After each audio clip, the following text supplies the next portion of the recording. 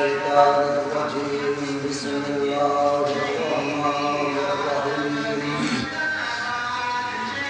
الحمد لله الذي نور قلوب المؤمنين بنور معرفته وأكمل إيمان المؤمنين بولاية أمير المؤمنين علي بن أبي اللهم صل على محمد وعلى محمد الذي حبه فرض على الغائب والحاضر والصلاة والسلام على رسوله الكريم وآله الطيبين الطاهرين لا سيما بقية الله في العالمين روحي لتراب مقدمه الفداء ولعنة الله على أعدائهم أجمعين وغاصبي حقوقهم ومنكر فضائلهم والشاكين في فضائلهم أما بعد فقد قال الله سبحانه وتعالى في القرآن الكريم إنما المؤمنون الذين إذا ذكر الله وجلت قلوبهم وإذا تليت آياته عليهم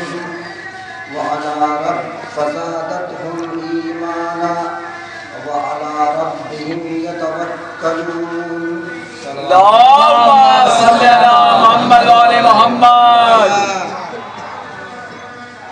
محترم سامعین،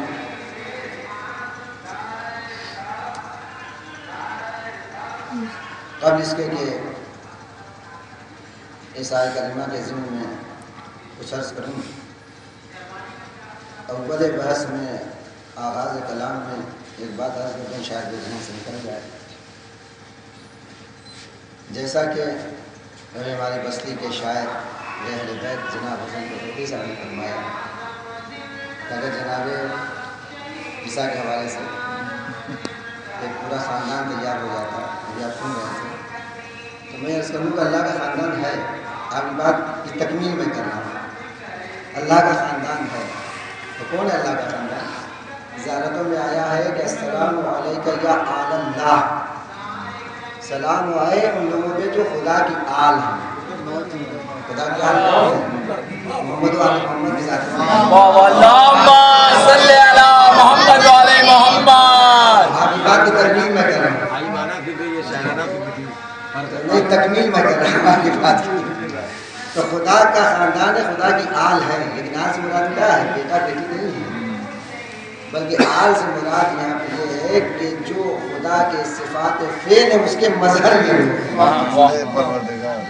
جیسے باپ کی ماں کی خاصیت اولاد سے ظاہر ہوتی کہ نہیں آتی، اسی طریقے سے خدا کے جو صفات ہیں اس کے مظہر محمد کی ذات ہے. اللهم صل على محمد وعلى محمد.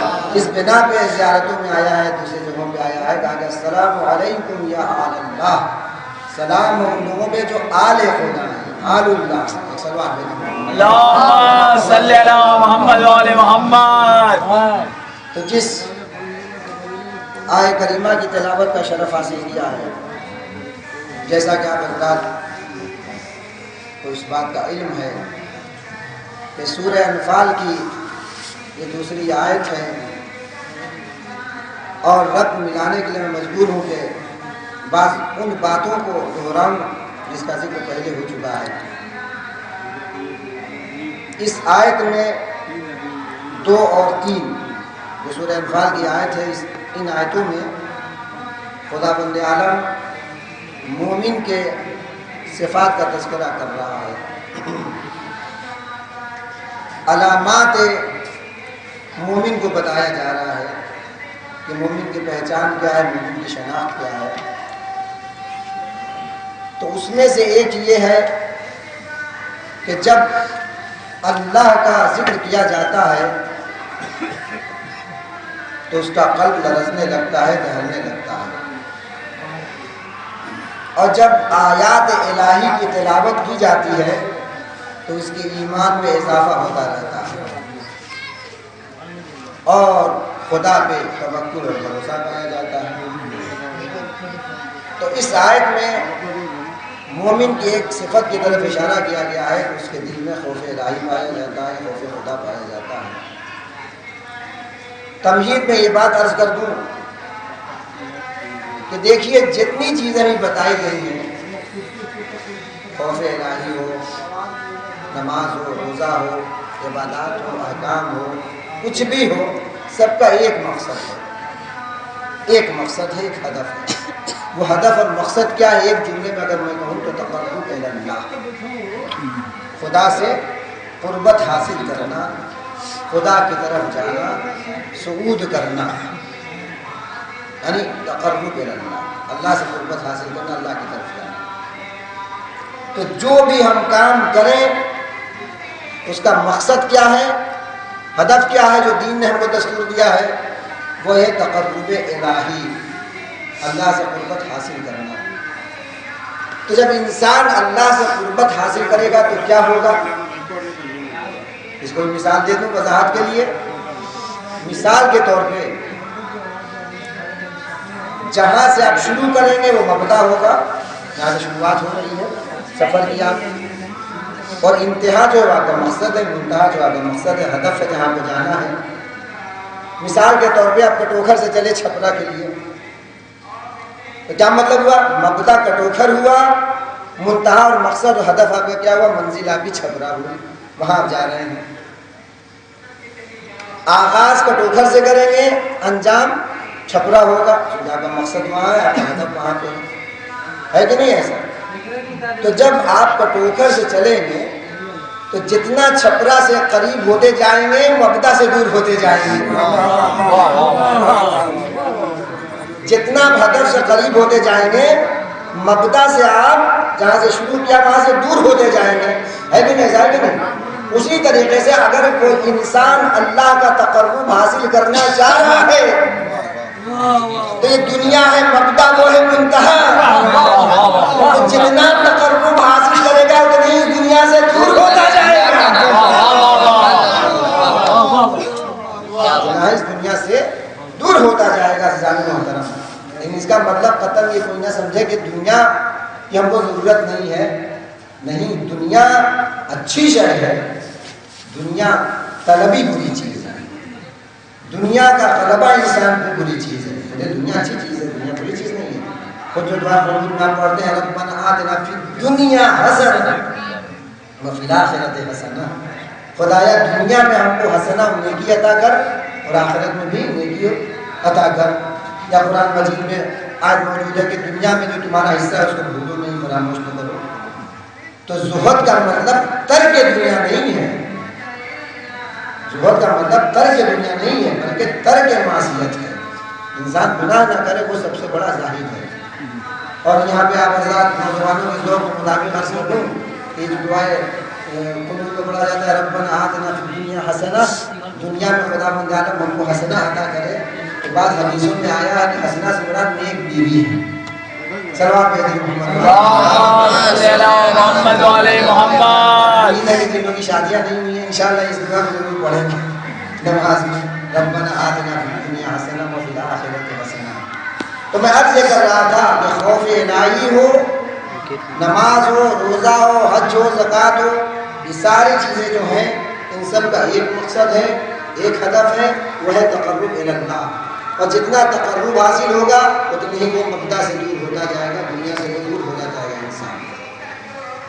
تو مومن کی ایک علامت یہ ہے کہ اس میں خوف خدا پایا جاتا ہے، اس کی بات کہا جا رہا ہے، اسی کا ایک حصہ ہے کہ وَإِذَا تُلِيَتْ عَلَيْهِمْ آيَاتُهُ، جب آیات الہی کی تلاوت کی جاتی ہے تو فَزَادَتْهُمْ ایمانا، اس کے ایمان میں اضافہ ہوتا ہے۔ آیات الہی کو دیکھ کے، اللہ کی نشانیوں کو دیکھ کے اس کے ایمان میں اضافہ ہوتا جاتا ہے۔ بھائی ایمان میں اضافہ کیا معنی رکھتا ہے؟ ایمان ہے تو ایمان ہے، اس میں اضافے نہیں کر ضرورت پیش آئی جس کے بارے میں خدا بندہ نے کہہ رہا ہے۔ بعض جگہوں پر قرآن مجید میں آیا یا ایھا الذین آمنوا آمنوا، اس طریقے کی آیت موجود ہے، اس مفہوم کی آیت موجود ہے۔ آئے وہ لوگ جو ایمان لائے ایمان لے آؤ. قرآن مجید میں موجود ہے اس طرح کی. کیا مطلب ہوا؟ یہ جو ایمان لایا ہے، پھر ایمان لانے والوں سے کیا کریں کہ ایمان لے آؤ. جیسے جو یہ ٹولہ چلتا ہے جگہ جگہ جو کلمہ کو کلمہ پڑھاتے ہیں. واہ واہ. کلمہ پڑھو، جو کلمہ نہیں پڑھتے ان کے بعد نہیں جاتے. یہ تو اللہ اسی طرح سے بات ہو گئی. تو خدا کہہ رہا ہے کہ وہ لوگ جو ایمان لے آئے ایمان لے آؤ. لیکن اس کو سمجھنے کے لیے اس طریقے سے عرض کروں آپ حضرات کی خدمت میں کہ ایمان مثل نور ہے. اور فلسفے میں ایک بحث ہے کہ نور تشکیلی ہے، یعنی نور کے درجات پائے جاتے ہیں، نور کے مراتب پائے جاتے ہیں، نور کے مراحل پائے جاتے ہیں. مثلا 0 پاور کا بلب ہے، اس سے جو روشنی نکل رہی ہے اس کو بھی نور کہا جاتا ہے. 1000 پاور کا بلب ہے، اس سے بھی جو روشنی نکل رہی ہے اس کو بھی نور کہا جاتا ہے. 100 واٹ کا بلب ہے، اس سے جو روشنی نکل رہی ہے اس کو بھی نور کہا جا رہا ہے. سب ہے نور، سب ہے روشنی. لیکن آیا سب کی روشنی سب کا نور مساوی ہے، یکساں ہے؟ نہیں. کسی میں زیادہ نور ہے، کسی میں کم ہے، کسی میں درمیانی قسم کی روشنی پائی جاتی ہے، یعنی قوت، زور اور درمیانی قسم کی روشنی پائی جاتی ہے. لیکن سب ہے نور، سب پہ نور کا اطلاق ہوگا. اسی طریقے سے ایمان ہے. اگر کسی کے ادنا درجے کا ایمان پایا جا رہا ہے تو وہ بھی ہے مومن. کسی کے ہاں درمیانی قسم کا ایمان پایا جاتا ہے وہ ہے مومن. کسی کے اعلیٰ درجے کا ایمان پایا جاتا ہے وہ بھی ہے مومن. لیکن سب کے ایمان میں فرق ہے. ایمان سب کا یکساں نہیں ہے مثل نور. لہذا جہاں خدا کہہ رہا ہے کہ جب مومن آیات الہی کو دیکھتا ہے، مومن تو ہے ہی ہے وہ، جب آیات الہی کو دیکھتا ہے تو اس کے ایمان میں اضافہ ہوتا ہے. اور جہاں خدا کہہ رہا ہے کہ وہ لوگ جو ایمان لے آئے ایمان لے آؤ، وہاں مطلب یہ ہوا کہ تم اپنے ایمان میں اضافہ کرو. اپنے ایمان میں اضافہ کرو. تم جس طریقے سے نور ہے، نور کی روشنی زیادہ ہوتی جاتی ہے، اسی طریقے تم اپنے ایمان میں اضافہ کرو. ایک سوال ہے کہ اور دیکھیں نور کی یہ خاصیت یہ ہوتی ہے کہ نور جہاں بھی جاتا ہے اس میں تحرک پیدا کر دیتا ہے، فعالیت پیدا کر دیتا ہے کہ نہیں؟ مثال کے طور پہ یہ نور اس بلب میں آیا، تحرک پیدا ہوا روشنی کی صورت میں. یہی نور جب پنکھے میں گیا تو پنکھا کو چلا دیتا ہے کہ نہیں؟ وہ پنکھا جو چل نہیں رہا تھا، جس کے پنکھے ہل نہیں رہے تھے، اس میں اتنی حرکت ہونے لگی کہ انسان ذرا سا ہاتھ گیا ہاتھ بن جاتا ہے کہ نہیں؟ نور کی بنا پہ ہے. اور یہی نور جب ٹرین کے انجن میں آ جاتا ہے تو انسان کو مقصد تک پہنچا دیتا ہے کہ نہیں سر؟ تو نور کی خاصیت یہ ہے کہ نور جہاں جاتا ہے اس میں تحرک پیدا کر دیتا ہے، اس میں فعالیت پیدا کر دیتا ہے. تو عزیزان محترم، جب نور کی یہ خاصیت ہے تو جس کے دل میں نور ایمان ہوگا، جس کے دل میں نور ایمان ہوگا تو اس میں بھی یہ طاقت پیدا ہو جائے گی، اس میں بھی یہ قدرت پیدا ہو جائے گی، اس میں بھی تحرک پیدا ہو جائے گا، اس میں بھی فعالیت پیدا ہو جائے گی. جب تحرک پیدا ہو جائے گا تو مریضوں میں بھی جائے گا، محاذ میں بھی جائے گا، مساجد میں بھی جائے گا. اور اگر کوئی ظلم کرے گا تو ظالم کا مقابلہ بھی کرے گا. سلوات دے دیں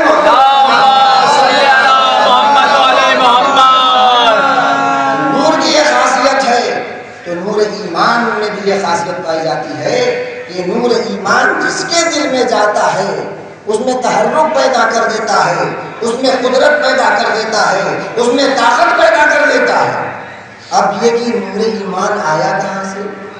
لیکن مجھے گفتگو چل رہی آگے بڑھ رہی ہے، زیادہ وقت نہیں ہوا جاتا. یہ نور آیا کہاں سے؟ یہ نور ایمان آیا کہاں سے؟ آیا براہ راست آیا ہم تک یا کسی واسطے کے ذریعے سے آیا؟ وضاحت کے لیے مثال دے دوں عزیزان محترم، اور بلا تشبیہ عرض کر رہا ہوں. مثال وضاحت کے لیے ہوتی ہے. مثال کے طور پہ سورج کا نور ہم تک پہنچا تو آیا براہ راست پہنچا سورج کا نور یا واسطے کے ذریعے سے پہنچا؟ آپ ذرا مجھ سے بہتر جانتے ہیں کہ سورج کا نور واسطے کے ذریعے سے پہنچا ہے، براہ راست نہیں پہنچا ہے. فضاؤں میں اس کے یہ نور فلٹر ہوا، تصفیہ ہوا اس نور کا. اس کے بعد فضاؤں میں فلٹر ہونے کے بعد کیسے پانی وغیرہ فلٹر ہوتا ہے اس طریقے سے فلٹر ہوا اس نور کا، تصفیہ ہوا، اس فلٹر اور تصفیے کے بعد یہ نور ہم تک پہنچا. یعنی جتنے نور کی ضرورت ہم کو تھی اتنے ہی نور کی جتنے نور کی ہم کو ضرورت تھی، اس کائنات کی ضرورت تھی، اسی مقدار میں یہ نور تصفیہ ہو کر فلٹر ہو کر ہم تک پہنچا ہے. اگر براہ راست یہ نور ہم تک پہنچ جاتا تو سب کو جلا کے راکھ کر دیتا. سب کو جلا کر یہ نور راکھ کر دے گا. بس اسی طریقے سے سمجھ لیجیے جو نور ایمان ہم تک آیا ہے، جو حقیقی نور ہم تک آیا ہے، وہ فلٹر ہو کر آیا ہے. یعنی جتنے نور کی ہم کو ضرورت تھی اسی مقدار میں خداوند عالم نے ہم تک یہ نور بھیجا ہے. اس لیے کہ خداوند عالم کے لیے ہے اللہ نور السماوات والارض. خداوند عالم زمین و آسمان کے لیے نور ہے. اگر خدا کا نور براہ راست آ جاتا تو یہ انسان متحمل نہیں ہو پاتا. اس کے اندر اتنی صلاحیت نہیں تھی، اتنی استعداد نہیں ہے، اتنی ظرفیت نہیں ہے کہ وہ نور الہی کا متحمل ہو جائے. لہذا خدا نے اپنے نور کو محمد و آل محمد کی صورت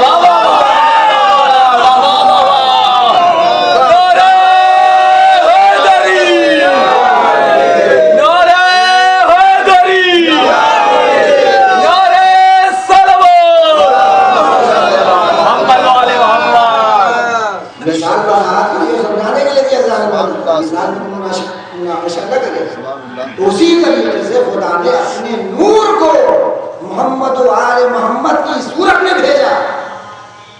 اب جب محمد و آل محمد کو خدا نے اپنے نور کو ان کی صورت میں بھیجا تو اگر خدا کو سمجھنا ہے تو ان کے ذریعے سے سمجھیے.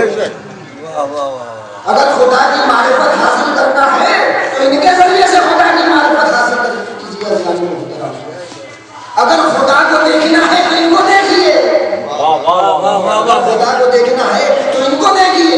عزیزان محترم، جیسے آئینہ ہے، آئینہ میں اگر کوئی اپنی تصویر دیکھے تو اصل کیا ہے؟ اصل صاحب تصویر ہے کہ نہیں؟ آئینے میں جو تصویر نظر آ رہی ہے وہ اصل نہیں ہے. وہ اصل نہیں جو تصویر نظر آ رہی ہے. آئینہ مظہر ہے آپ کی تصویر کا.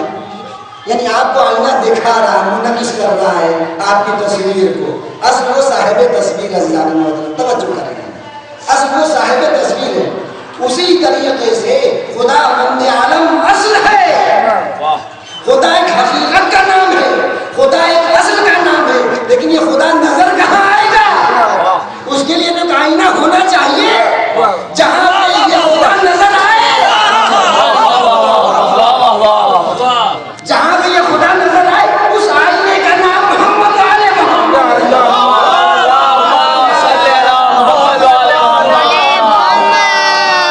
یہ مظہر خدا ہے. ہم کو ان کے یہاں خدا نظر آئے گا، ہم کو ان کے یہاں سے خدا ملے گا، ہم کو ان کے یہاں سے توحید و الوہیت ملے گی. اسی بنا پہ تو مولا کائنات نے ارشاد فرمایا اور پیغمبر اسلام حضرت محمد مصطفیٰ نے بھی کہا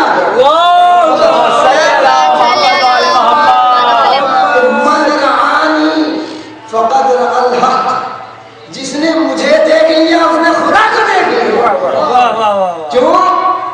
جس نے محمد کو دیکھ لیا، جس نے علی کو دیکھ لیا اس نے خدا کو دیکھ لیا. اس لیے کہ خدا کی یہ آئینہ ہے. خدا آپ کو یہاں ملے گا، خدا آپ کو یہاں نظر آئے گا. ایک سوال دے دے محمد والا.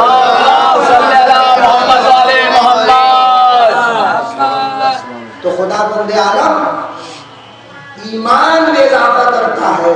فزادت ایمانا.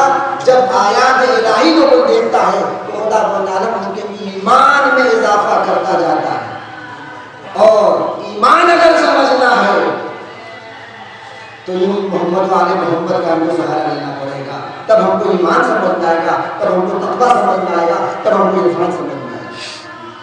ورنہ ہم کو کچھ سمجھ میں آنے والا نہیں ہے. ان کے ذریعے سے یہ ساری چیزیں ہم کو سمجھ میں آتی ہیں. اور ان کا کس چیز میں کوئی مقابلہ کرے گا؟ ایمان میں کا کوئی مقابلہ کرے گا؟ اور یہ خلقت کے پہلے سے مومن تھے اور خلقت کے بعد پہلے یہ مومن تھے، پیغمبر کے ایمان لے آئے. ان کا علم میں کوئی مقابلہ کرے گا؟ من عند نہ ایمان میں ان کا مقابلہ، نہ علم میں ان کا مقابلہ، اور شجاعت میں ان کا کوئی مقابلہ کرے گا؟ شجاعت کا یہ عالم ہے کہ خود مولا کائنات فرما رہے ہیں، بصرہ میں آپ کے گورنر تھے عثمان بن حنیف، خاموشی سے بات کرے، بلند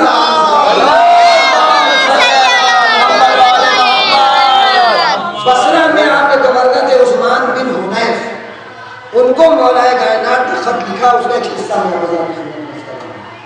مولا کائنات نے لکھا کہ واللہ، شجاعت کا یارہ میں دیکھیں کون کا مقابلہ کرے گا، واللہ لو تظاہرت الارض علی قتالی لما ولیت عنہا، خدا کی قسم اگر تمام دنیائے عرب ہم سے جنگ کے لیے آمادہ ہو جائے اور ظاہر ہو جائے اور آئے ہو ہمارے پاس جنگ کرنے کے لیے تو ہم بھاگیں گے نہیں میدان سے، لما ولیت عنہا، یعنی ہم میدان چھوڑ کے نہیں بھاگیں گے، مفروض کر رہا ہوں۔ یہ ہے مولا کائنات کی شجاعت کا نام، اور تاریخ میں ملتا ہے کہ مولا کائنات کی زرہ کیسی زرہ تھی، جو زرہ پہنتے تھے پہلے زمانے میں لوگ، تو زرہ مولا کائنات کی ایسی تھی کہ صرف سینے کی طرف تھی، کچھ کی طرف نہیں تھا۔ سلمان بھیجے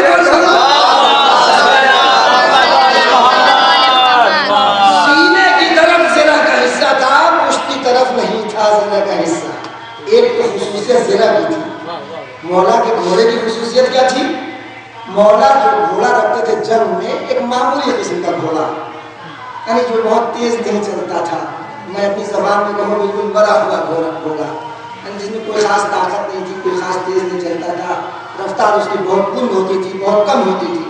جبکہ جنگ میں پہلے زمانے میں تو لوگ تیز رفتار گھوڑا رکھتے تھے، اچھے قسم کا اصیل گھوڑا جو کہا جاتا وہ رکھتے تھے، اصیل گھوڑا، تاکہ جو ہے وہ مدد ملے جنگ کرنے میں۔ ایک مولا کائنات کے لیے ملتا ہے کہ وہ ایک معمولی قسم کا گھوڑا رکھتے تھے، معمولی قسم کا، جس کی رفتار بھی بہت کم ہوتی تھی، تیز نہیں ہوتی تھی۔ وجہ سمجھنا ہے، تو سمجھنے اور مجھ میں نہیں بتاؤں گا،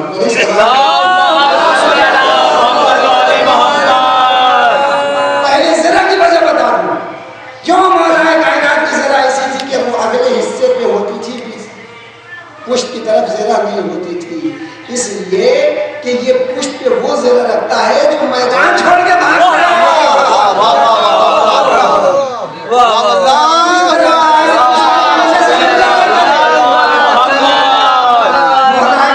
کبھی میدان چھوڑ کے بھاگے نہیں، تو ان کو پشت کی طرف زرہ رکھنے کی ضرورت بھی نہیں تھی۔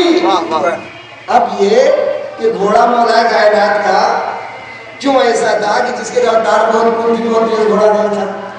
توجہ کریں، توجہ کریں سارے محترم، بھاگنے والے پیچھے نہیں، رفتار گھوڑا آدمی کیوں رکھتا ہے؟ بھاگنے والوں کا پیچھے دو وجہ ہے اس کی، یا تو میدان سے بھاگنے کے لیے، یا دشمن کا پیچھا کرنے کے لیے۔ تو مولا کائنات کی شجاعت کا یہ عالم ہے کہ کبھی میدان سے بھاگتے نہیں تھے، لہذا تیز رفتار گھوڑے کی وہ ضرورت نہیں تھی، اور علی کے اخلاق کا یہ عالم ہے وہ بھاگتے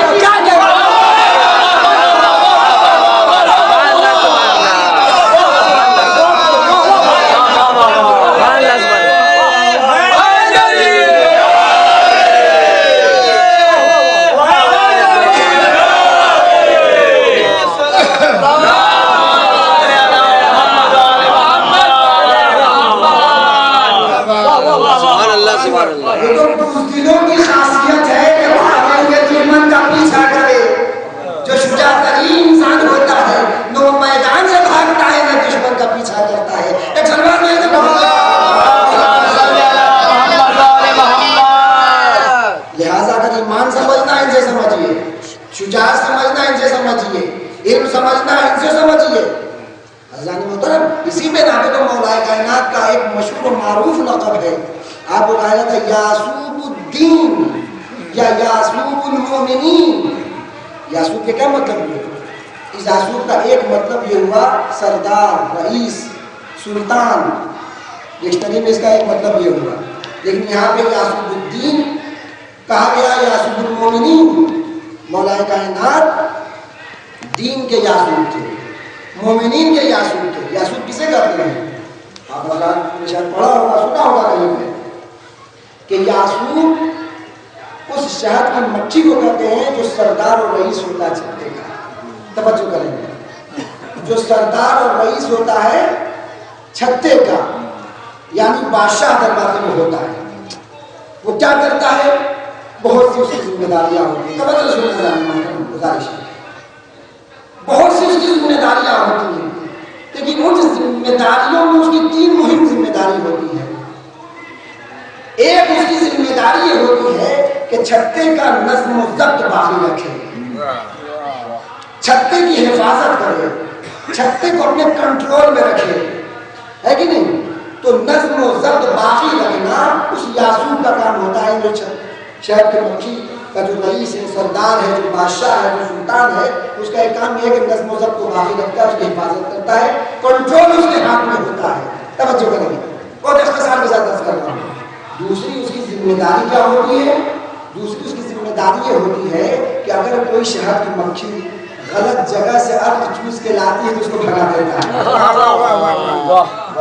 غلط جگہ سے اگر کوئی عرق چوس کے لائے جس سے چھتا فاسد ہو جائے, خراب ہو جائے, تو اس کو داخل نہیں ہونے دیتا, بھگا دیتا ہے وہیں سے. یہ اس کی دوسری ذمہ داری ہوتی ہے. تیسری ذمہ داری اس کی کیا ہوتی ہے جو ان دونوں میں مہم ہے؟ وہ یہ ذمہ داری ہے اس کی کہ جدھر جدھر وہ جاتا ہے ادھر ادھر ساری مکھیاں جاتی ہیں. توجہ کریں نظام محترم, یعنی جدھر جدھر وہ جاتا ہے ادھر ادھر ساری مکھیاں جاتی ہیں, یعنی اس کی پیروی کرتی ہیں, نہ اس کے آگے جاتی ہیں نہ بہت پیچھے رہ جاتی ہیں, اس کی پیروی کرتی ہیں. تو یہ 3 اس کی ذمہ داری ہوتی ہے. پہلی ذمہ داری ہے کہ شہر کے مکھی کا اندر مستقبل باقی رکھے. دوسری ذمہ داری یہ ہے کہ شہر کی مکھی اگر غلط عرق چوس کے لائے تو فاسد ہونے سے اس کو روکے, بچائے, اس کو آنے نہ دے, داخل نہ ہونے دے. تیسری اس کی مہم ذمہ داری یہ ہوتی ہے کہ ساری شہر کی مکھیاں اس کی پیروی کرتی ہیں. وہ بہمان امام ہوتا ہے, بہمان سلطان ہوتا ہے, وہ بہمان رہبر ہوتا ہے.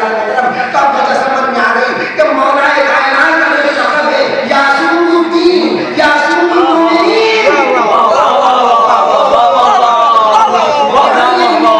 یہ یاسوب ہے, یہ دین کے یاسوب ہے. یعنی کیا مطلب ہوا؟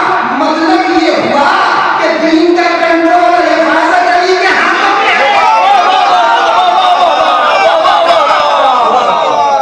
دین کا کنٹرول اور اس کی حفاظت علی کے ہاتھوں میں ہے. اور دوسری ذمہ داری کیا ہے؟ وہی ذمہ داری ہے کہ اگر دین میں کوئی بدعت داخل کرنا چاہے تو اس بدعت کو داخل نہ ہونے دے دین میں. اس لیے کہ رسول کی پیشن وہی تھی کہ ہمارے بعد فتنے برپا ہوں گے, ہمارے بعد بدعتیں رائج ہوں گی.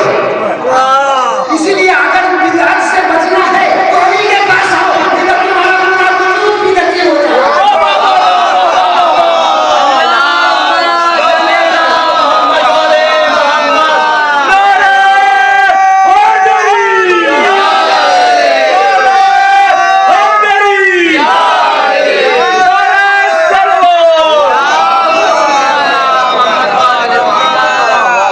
جو یہ وہابی کہتے ہیں, جو بدعت کی تعریف کرتے ہیں کہ بھائی جو چیز دور رسول میں نہ ہو اور اس کو رائج کیا جائے وہ بدعت ہے, تو میں اسے کہتا ہوں کہ تمہارا وجود بدعت ہے.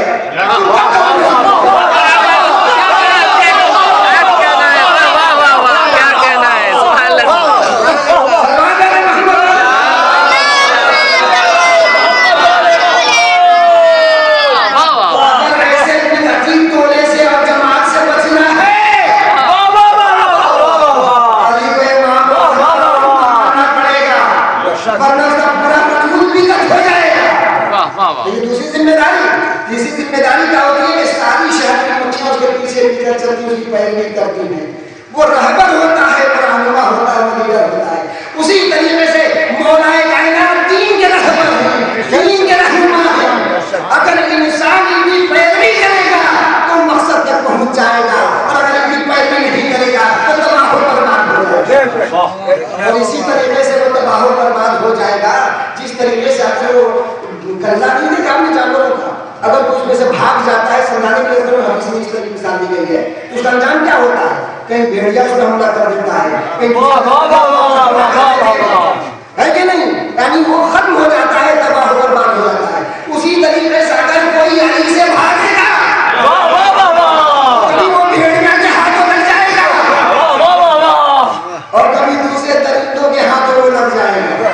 لہذا اگر بچنا ہے تو ان کو امام مانے، ان کو رہبر مانے۔ ایک سلام آگے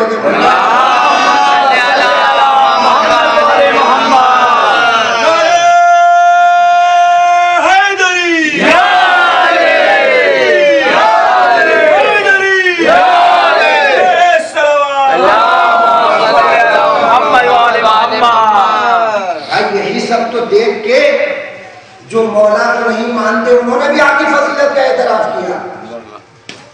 یہی سب تو دیکھ کے، حقیقت کو دیکھ کے، واقعیت کو دیکھ کے ایک مسیحی مورخ نے لکھا ہے، شاید جرجی جردات میں شاید لکھا ہے، اگر میں اشتباہ نہ کروں تو اس کی بہت مشہور کتاب ہے الصولۃ العدالۃ الانسانیہ، مولانا عنایت پالکی کی چند جلدوں میں ہے، جس کا ترجمہ سے بہت پہلے ترجمہ ہوا تھا ندائے عدالت انسانی، جو لوگ بزرگ ان کے پاس وہ یہ کتاب اس کا ترجمہ ہوا تھا، کئی جلدوں میں بہت زبردست کتاب لکھی ہے، مسیحی مورخ لبنان کا ہے، اور اس نے کہا ہے کہ میں نے نہج البلاغہ کو 1000 مرتبہ پڑھا ہے۔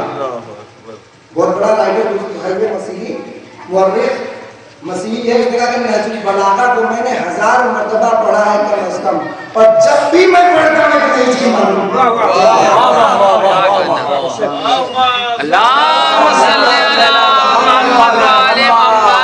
یہ بات کو مسلمان نہیں کہہ رہا، یہ بات کو شیعہ علی نہیں کہہ رہا ہے، بلکہ مسیحی کہہ رہا ہے۔ ایک مسیحی نے لکھا ہے، شاید اسی رائٹر نے لکھا ہے کہ اگر میں یہ کہوں کہ علی عیسیٰ مسیح سے افضل و برتر ہے، توجہ کریں گے سلوات بھی اگر میں یہ کہوں کہ علی عیسیٰ مسیح سے افضل و برتر ہے تو اس کی اجازت ہمارا دین نہیں دیتا۔ یہ دونوں میں لکھا ہے کہ اگر میں یہ کہوں کہ علی جناب عیسیٰ سے برتر و افضل ہے تو اس کی اجازت ہمارا دین نہیں دیتا، اور اگر میں یہ کہوں کہ جناب عیسیٰ علی سے برتر و افضل ہے تو اس کی اجازت عقل نہیں دیتی۔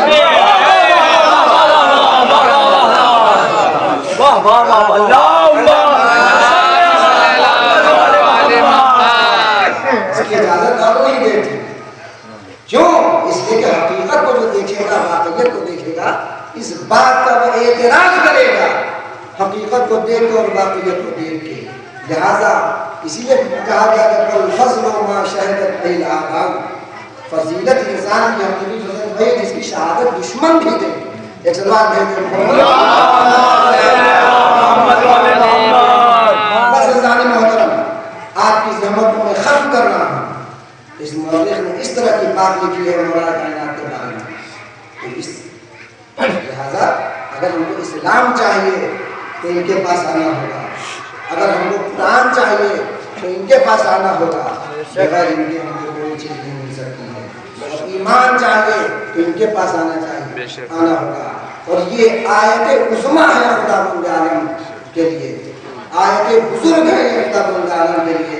وَإِذَا تُلِيَتْ عَلَيْهِمْ آيَاتُهُ فَزَادَتْهُمْ إِيمَانًا، جب آیات الہی کی تلاوت ہوتی ہے تو ایمان میں اضافہ ہوتا ہے۔ ان سے بڑھ کے آیت خدا کون ہو سکتا ہے؟ اس سے بڑھ کے خدا کی نشانی کون ہو سکتا ہے؟ ان سے بڑھ کے خدا کی علامت کون ہو سکتا ہے؟ ظالم محترم، لہٰذا ان کی آیتوں کو خدا کو سمجھنا ہے تو ان کو دیکھنا ہوگا، تب ہم کو خدا سمجھ میں آئے گا۔ ایک اور بآواز بلند صلی اللہ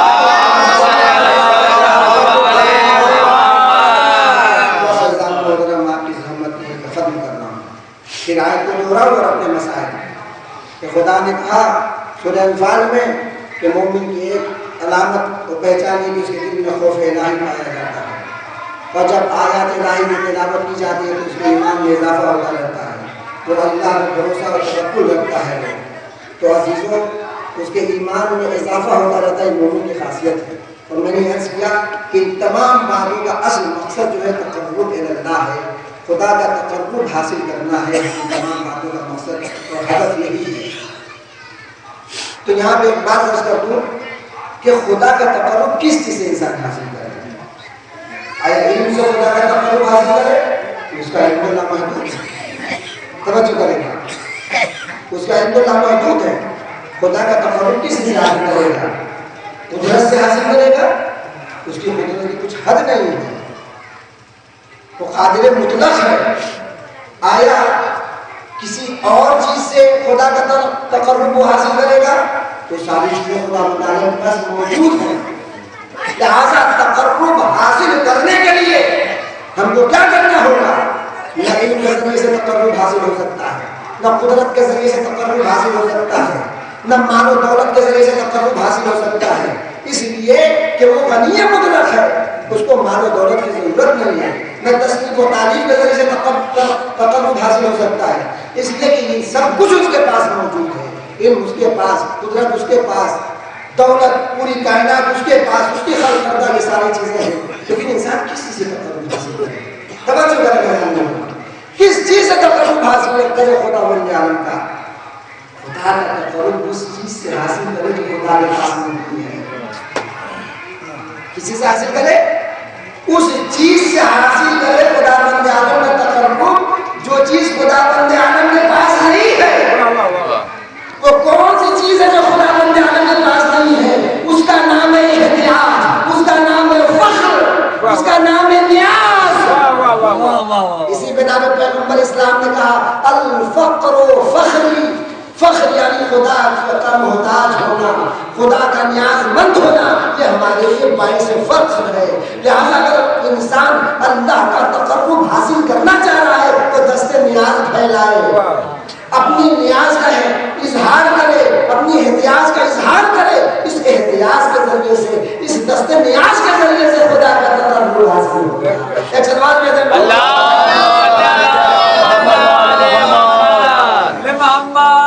اور چونکہ مجھے کہا گیا کہ 1:30 بجے میں مجلس ختم کر دوں، لہٰذا بس آپ کی زحمت ختم کرو، 15 منٹ رہ گئے، ایسے ہی مسائل پڑھنا۔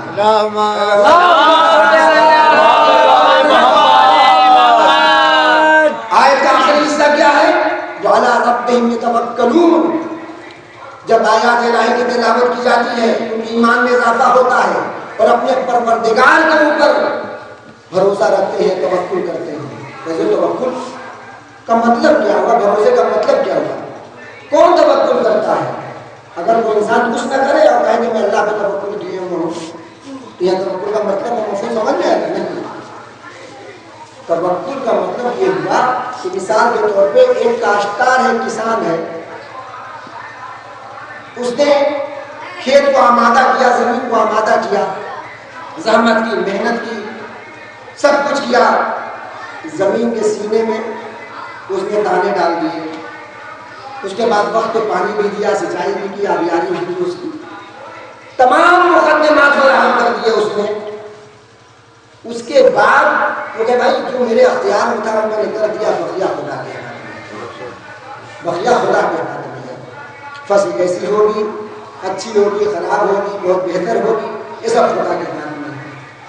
اور اگر کوئی کچھ نہ کرے، نہ زمین کو آمادہ کرے، نہ اس میں دانا ڈالے، نہ سچائی کرے، کچھ نہ کرے، اس کے بعد کہے بھائی میں تو اللہ پہ توکل کیے ہوا ہوں، تو میں آپ سے سوال یہ کرتا ہوں کہ اس کا توکل کرنا صحیح ہے یا غلط؟ توکل وہاں ہوتا ہے جہاں آپ کچھ کریں، اس کے بعد اللہ کے حوالے کر دیں، یہاں پہ توکل کا معنی اور مطلب سمجھ میں آتا ہے۔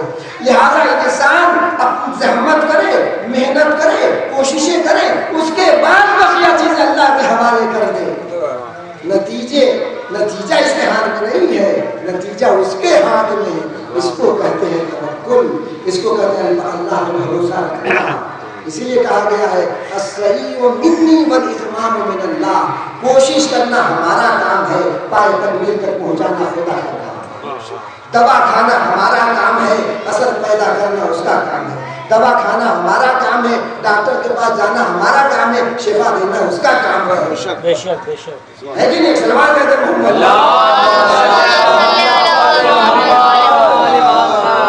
دین کی راہ میں تلوار اٹھانا ہمارا کام ہے، اسلام اسلام کو سربلند کرنا اس کا کام ہے. اس لیے تو امام حسین نے کربلا کے میدان میں کہا اور سجدہ شکر ادا کیا کہ بارہا میں نے اپنی ذمہ داری ادا کر دی، میں نے اپنی ذمہ داری ادا کر دی، جو ہمارے ذمہ کام کیا گیا تھا وہ میں نے کر دیا. اس لیے کہ امام حسین کی طرف یہ شعر منسوب ہے. امام حسین کا شعر نہیں ہے لیکن واقعہ تو حقیقت ہے کہ امام حسین نے کہا تھا ان کان دین محمد لم یستقم الا بقتل فیا سیوف حضور. ہے دین محمد اگر ہمارے قتل کے بغیر تم نہیں بچو گے تو اے تلواروں آؤ حسین کا سر تن سے جدا کر دو. اے تلواروں آؤ حسین کا سر تن سے جدا کر دو. امام حسین نے اپنی ذمہ داری ادا کی، قربانی پیش کر کے اپنے خون کے ذریعے سے، اصحاب وفا کے خون کے ذریعے سے شجر اسلام کو اس طریقے سے سینچا ہے، اس طریقے سے آبیاری کی ہے کہ تا قیامت یہ درخت خشک ہونے والا نہیں ہے. لیکن امام حسین نے اپنی ذمہ داری ادا کر دی اور اس کی ذمہ داری کا نتیجہ آپ دیکھ رہے ہیں کہ قیامت تک جو ہے دین میں کوئی آنچ آنے والی نہیں ہے. جب بھی کوئی یزید وقت آئے گا امام کا چاہنے والا اس کا مقابلہ کرے گا، امام کے چاہنے والے اس کا مقابلہ کریں گے. اس لیے کہ اس دین کی آبیاری میں جہاں بڑوں کا خون لگا ہے وہیں پہ چھوٹے بچوں کا بھی خون لگا ہے. یہ اس دین کی آبیاری میں بوڑھوں کا بھی خون لگا ہے، نوجوانوں کا بھی خون لگا ہے، جوانوں کا بھی خون لگا ہے، حتیٰ ننھے بچے کا بھی خون لگا ہے. تو جس دین کی آبیاری ایسے طیب و طاہر اور پاک خون کے ذریعے سے ہو، اس دین کو نابود کون کر سکتا ہے؟ اس دین کو ختم کون کر سکتا ہے؟ اس دین کو سب ہستی سے کون مٹا سکتا ہے؟ کسی میں جرأت نہیں، کسی میں طاقت نہیں کہ اس دین کو مٹا کر سب ہستی سے مٹا کر جانا کی طرف. اور آپ کو معلوم ہے کہ جب سب شہید ہو گئے کربلا کے میدان میں تو امام حسین آئے اور جناب علی اصغر کو لے کے چلے. چونکہ اس مجلس میں جناب علی اصغر کا مسائل پڑھا جاتا ہے، ساتھ ساتھ میں جناب علی اصغر کا مسائل پڑھوں گا، اس ننھے سے بچے کا مسائل پڑھوں گا، اس ششماہے کا مسائل پڑھوں گا. انشاءاللہ آپ ضرور دیں گے. آج ہم بہت کی آنکھ آئی ہیں، سانس سے پانی بند ہو گیا. کربلا کو گرمی، وہ جلتی دھوپ. اب سوچئے کہ پیاس کا کیا عالم ہوگا. انسان اگر صبح سے شام تک پانی نہیں پیتا ہے گرمی میں تو شدید غلبہ ہوتا ہے پیاس کا. اور وہاں تو گرمی تھی، شدید گرمی تھی. اب سوچئے کہ پیاس کا کیا عالم ہوگا. اور واقع کربلا میں، کربلا کے واقعات میں جناب علی اصغر کی جو مصیبت ہے اور شہادت اور مصائب ہے نہایت ہی سنگین ہے، نہایت ہی سخت ہے. تمام شہداء کربلا کی مصیبت اور مصائب کے جناب علی اصغر کا مصائب حامی ہونا. اس لیے 6 مہینے کا بچہ ہے، پھول سا بچہ ہے یہ. امام حسین اور کہا کہ لاؤ علی اصغر کو ہمارے حوالے کرو، لاؤ علی اصغر کو ہمارے حوالے کرو. عزیزو امام حسین نے علی اصغر کو لیا اور میدان کربلا میں لایا. اور جب میدان کربلا میں لائے تو کیا کہا؟ اے فوج فقار، یہ چھوٹا سا بچہ ہے، یہ ننھا سا بچہ ہے. اگر تم مجھے خطا بار سمجھتے ہو، اس بچے نے کیا خطا کی ہے؟ یہ معصوم سا بچہ ہے، اس کو ایک گھونٹ پانی دے دو. امام کو معلوم تھا یہ ظالم پانی نہیں دیں گے. امام حسین امام حجت کر رہے تھے، ظالم کر رہے تھے کہ کیسے سمدل یہ ظالم ہے. ان کا دل پتھر سے بھی زیادہ سخت ہے. 6 مہینے کے بچے کو دیکھ کے بھی رحم نہیں آ رہا ہے. امام حسین اپنے بچے کو ہاتھوں میں لیے ہوئے تھے. ایک مرتبہ ظالم نے کہا اینا اینا حروالا افتاح اللہ حسین.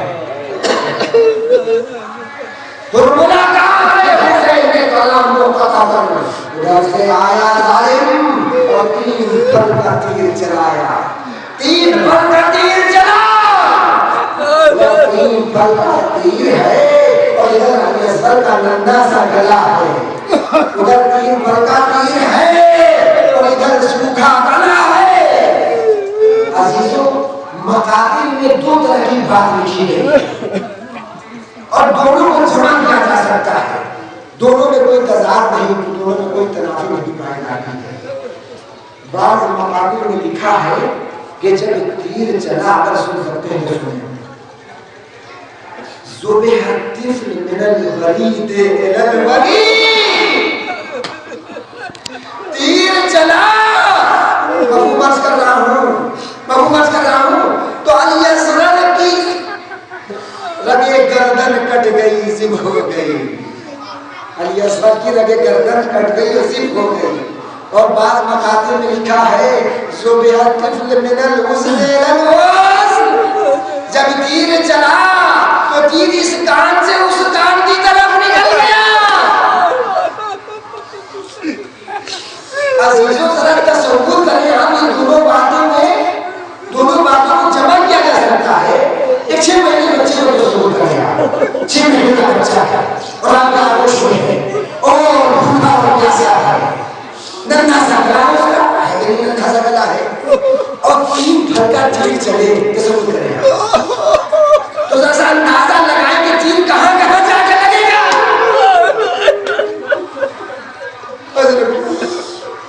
वो तीर कहाँ लगेगा? अरे वो तीर गले में भी लगा, अरे वो तीर कानों में भी लगा। बर्तन में लिखा है फनक़लब से बच्चा इमाम के हाथों पे मुंडगली खोल के रख दिया, खून निकला, हुसैन ने खून को चुल्लू में लिया।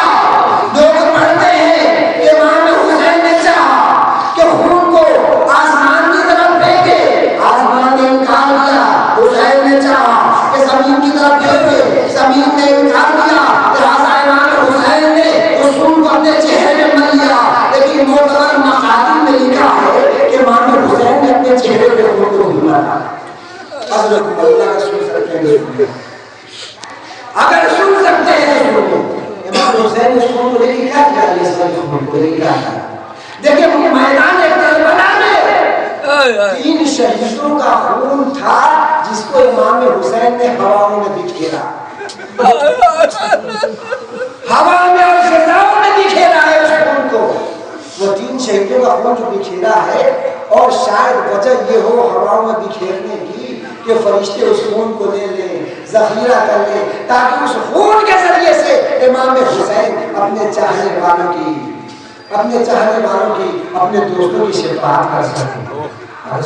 सुनिए, वो 3 शहीद करबला कौन थे? शायद ये नई बात हो, लेकिन मोतबर मकातिल में लिखा है, मैं अर्ज़ कर रहा हूँ, वो 3 शहीद कौन थे जिनका खून इमाम हुसैन ने लेके फिजाओं में बिखेरा है? एक जनाब अली अकबर के सर से जो खून निकला, जनाब अली अकबर के सर से जो खून निकला था, वो खून इमाम हुसैन ने लिया और हवाओं में बिखेर दिया। ये पहला खून है शहीद करबला का, जिसको इमाम हुसैन ने हवाओं में बिखेरा। दूसरा खून कौन सा था? जिसको इमाम हुसैन ने हवाओं में बिखेरा, खुद इमाम हुसैन का खून था। जब इमाम हुसैन के कल्ब पे तीर लगा, खून निकला, हुसैन ने उस खून को चुल्लू में लिया, उस खून को भी हवाओं में बिखेर दिया। अगर सुन सकते सुने, तीसरा खून कौन सा था जो इमाम हुसैन ने अपने चुल्लू में लिया और हवाओं में बिखेर दिया? अरे वो हुसैन के शिशमाए का खून था, वो अलीअसगर का खून था।